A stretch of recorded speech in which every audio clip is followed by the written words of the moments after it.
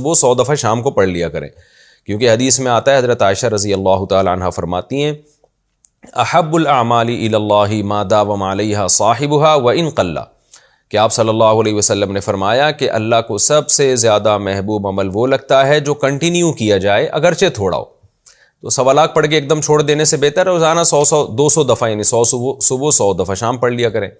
ہاں کبھی مدینہ طیبہ جانا ہو، نبی صلی اللہ علیہ وسلم کے روضہ اطہر کی حاضری ہو، مسجد نبوی کی حاضری ہو، تو وہاں پھر کبھی زیادہ پڑھ لیا، 1 لاکھ دفعہ پڑھ لیا، 2 لاکھ دفعہ پڑھ لیا۔ اس میں بھی سوا کا کوئی سوا جو ہے نا، نہ ادھر نہ ادھر، یہ لفظ کا کچھ کانسیپٹ کیا ہے یہ سمجھ میں نہیں آ رہا ہے۔ تو 1 لاکھ دفعہ پڑھیں یا 2 لاکھ دفعہ پڑھیں، یا تو سوا کا کیا ہے؟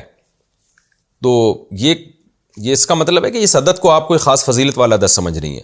باقی پڑھا کون سا درود جائے، تو یہاں جتنے درود آپ نے لکھے ہیں سب ٹھیک ہیں، ان میں سے کوئی بھی پڑھا جا سکتا ہے۔ درود ابراہیمی بھی پڑھا جا سکتا ہے، اور جو درود آپ نے بیان کیے وہ بھی ٹھیک ہے۔